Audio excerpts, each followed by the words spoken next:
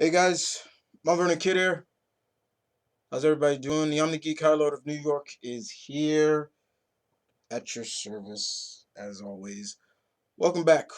Here to talk about the latest episode of Supergirl this week, um, which is also the introduction of a classic Marvel character known as Indigo.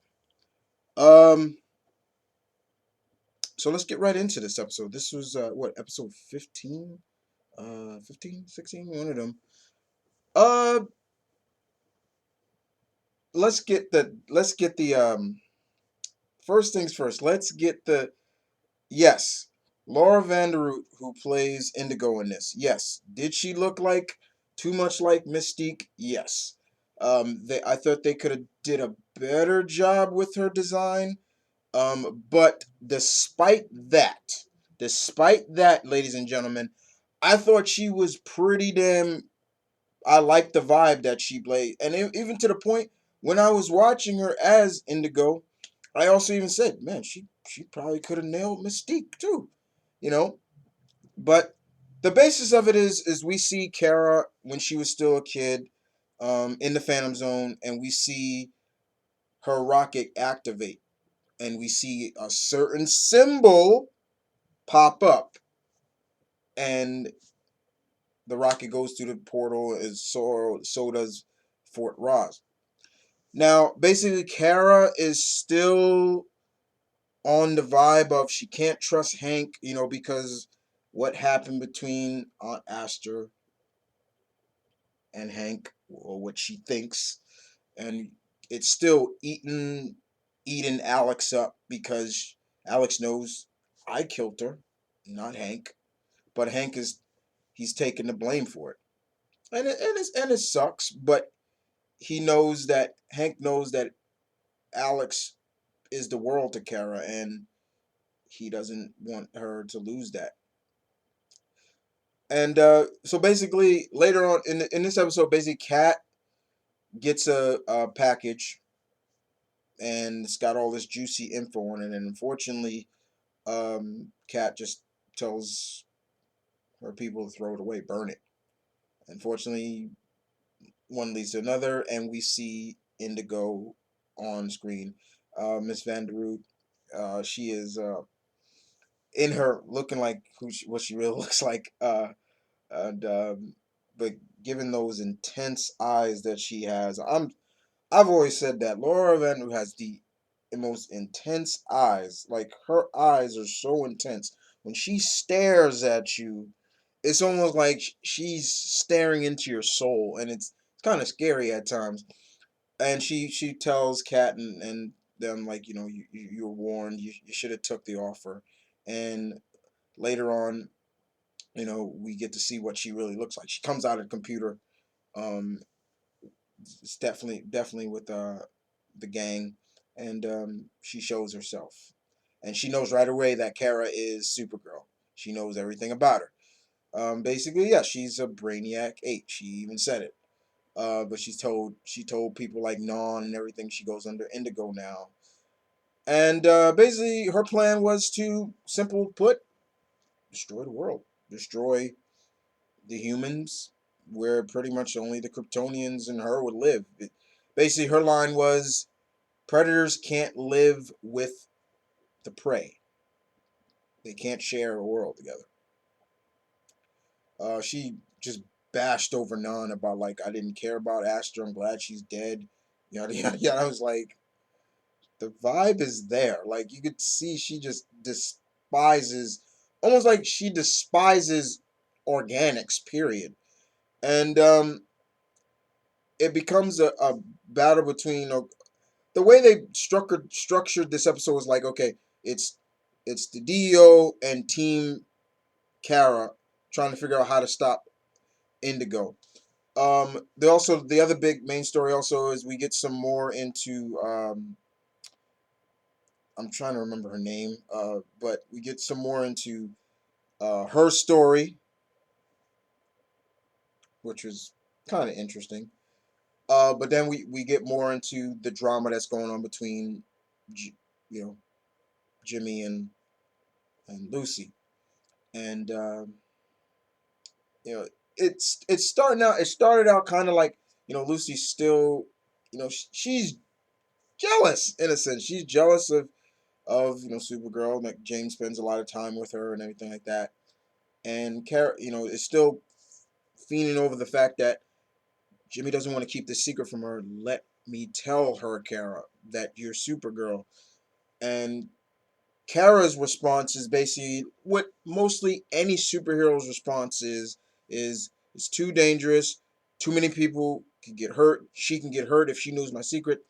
The whole shebang. Uh, and Kara tries to smooth things over, and she tells Lucy that story about with Jim and the camera and everything like that, and his dad gave him the camera, and it was almost as if that was like a incentive of maybe I'm not the right one. Why did he tell me that? You know, um, in terms of Indigo's plans, it didn't go to fruition. Basically fruition. It's something about a Kryptonian stopping a rocket that's just so cheesy but so cool to me. I know it may not be cool to anybody else, but to me, it's always a pleasure to see. Um, and the fight between Supergirl and Indigo was pretty decent. It was very close quarters, so but all in all, it was okay. I liked how they Wynn was able to defeat Indigo, which you know was I kind of figured they would probably go that way with a virus, um, and that's fine. But the bombshell was dropped where we figure out who's responsible for Kara getting to Earth and Fort Roz, and that's Indigo. She's the one. She's responsible for it. She tells Kara that. When it's all said and done, basically, Kara tells James, basically, tell Lucy that I'm Supergirl.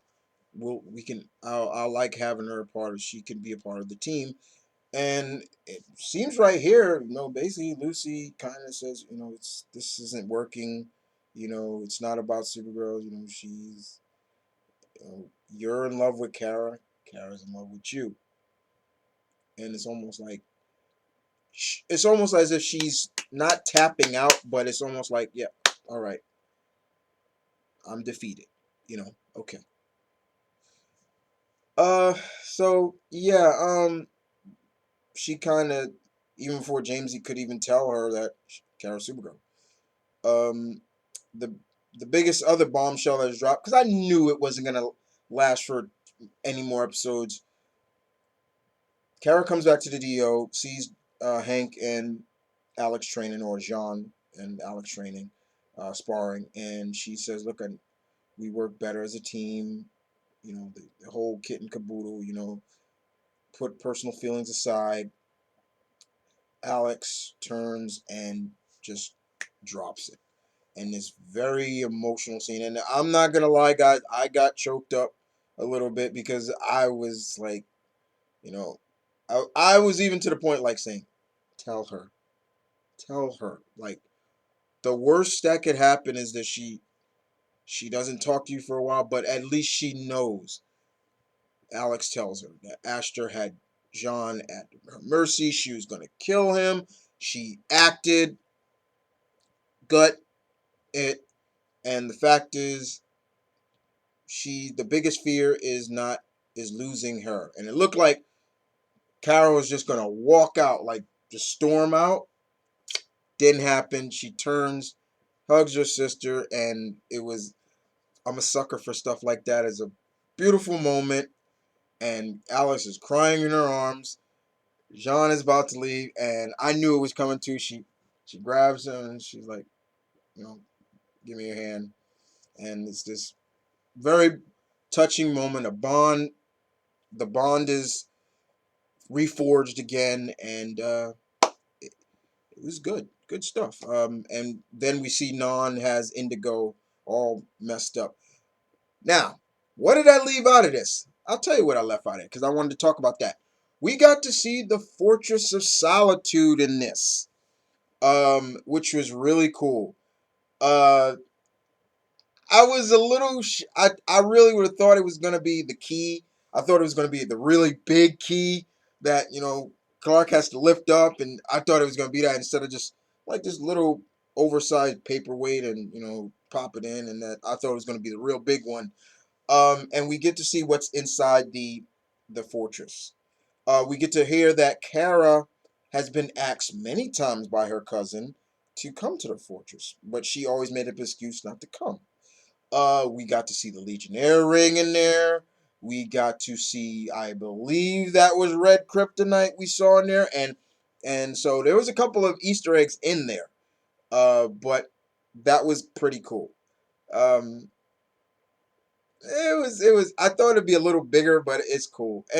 And Kara's reason of why she didn't come is because it probably would have reminded her too much of Krypton. So I was like, okay, I that's believable. It's just I was just nervous or something like that. But the Easter eggs are pretty good because we do know red kryptonite is going to be used in a future episode in Supergirl, and we all know what red kryptonite does to Superman, and so it's going to do the same thing to Kara. But other than that, this episode was decent.